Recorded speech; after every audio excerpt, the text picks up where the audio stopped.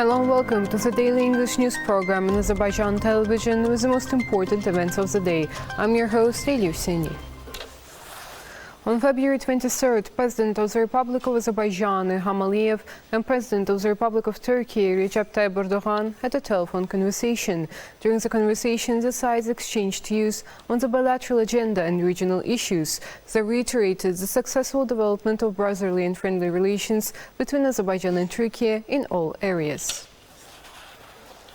On February 23rd, President of the Republic of Azerbaijan, İlham, and First Lady Mehriban Aliyeva familiarized themselves with the exhibition 30 Years of Diplomatic Relations between Russia and Azerbaijan, as captured by TASS and AZTV, arranged at the agency's headquarters in Moscow. This is a joint project of TASS and AZTV.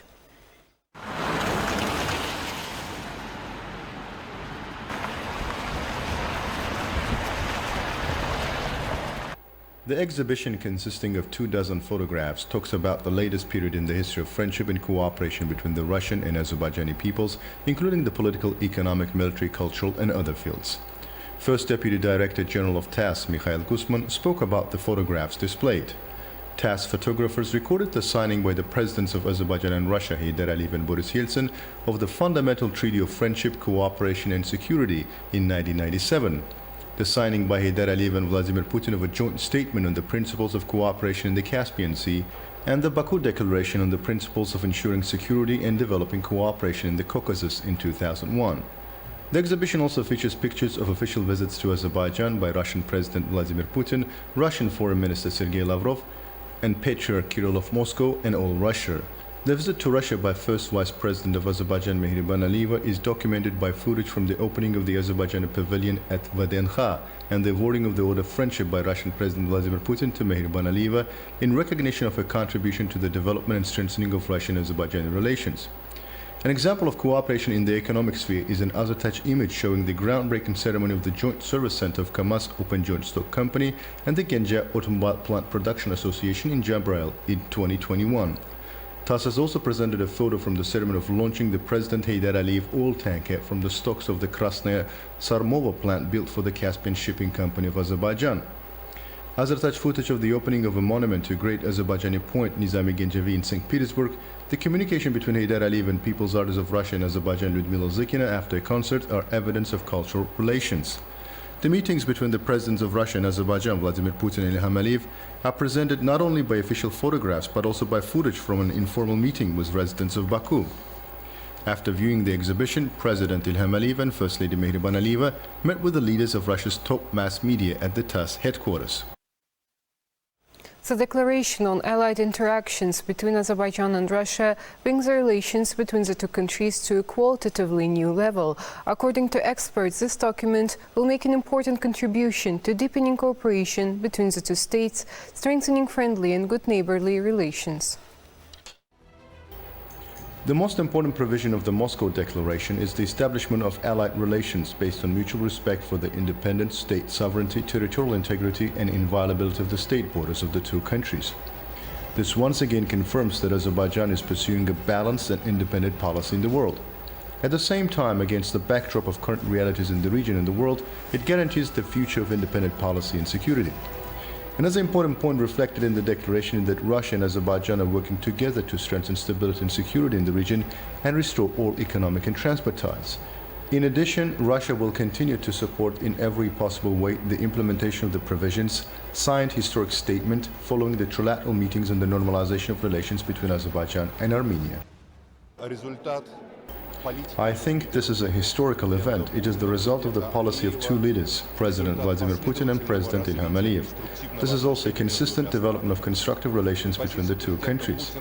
President Putin's position on Karabakh, the fact that Karabakh is Azerbaijan, President Aliyev's position, the position that Azerbaijan will always remain as friend and partner of Russia, led to this historical document. I think this largely defines the development character of not only post-Soviet space, but of the future world.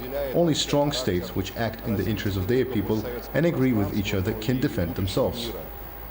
The Azerbaijani-Russian relations have great prospects and both countries have a wide potential in all areas. Undoubtedly, the effective use of this potential based on mutual respect and cooperation primarily serves the interests of our states and peoples. At the same time, this is a great support for peace and stability, economic development in the region. On February 23rd at 10:05 a.m., members of the illegal Armenian armed detachment in the territory of Azerbaijan, where the Russian peacekeepers are temporarily stationed, with no reason, using small arms, periodically subjected to fire the positions of the Azerbaijan army in the direction of Khojaly village of Khojaly district. Retaliatory actions have been undertaken by the Azerbaijan army units. On February 23rd at 3:55 a.m., the Armenian Armed Forces units from the positions in Yukhari-Shorja settlement of the Basar-Kecha region, without any reason, using small arms, subjected to fire the Azerbaijan army positions in the Zeylik settlement of Kelbejar district. As a result of the retaliatory actions undertaken by the Azerbaijan army units, the opposing side was suppressed. A group of our compatriots residing in Europe, expelled from Armenia and concerned about the historic and cultural heritage of Azerbaijan in this country, diaspora members sympathizing with Azerbaijan foreign citizens, addressed a letter to the Director General of UNESCO, Audrey Azoulay. It is noted that as a result of the deliberate policy of Armenia, cultural heritage of Azerbaijani people in this country is under the threat of complete extermination.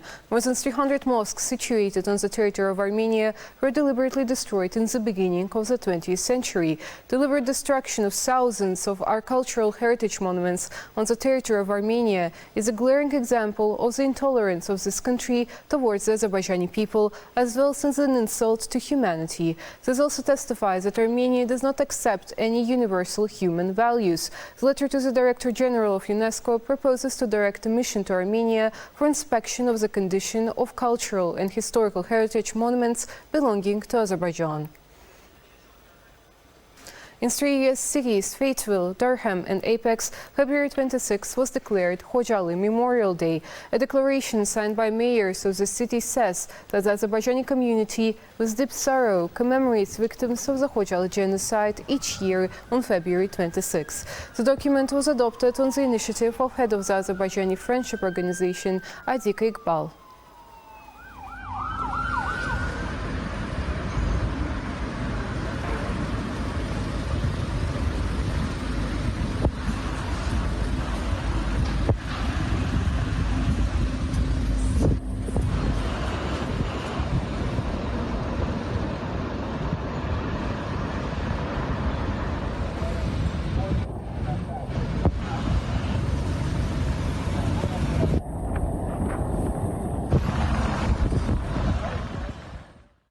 The 30th anniversary of the Khojaly genocide was marked at the University of Loarasi in Tirana, Albania.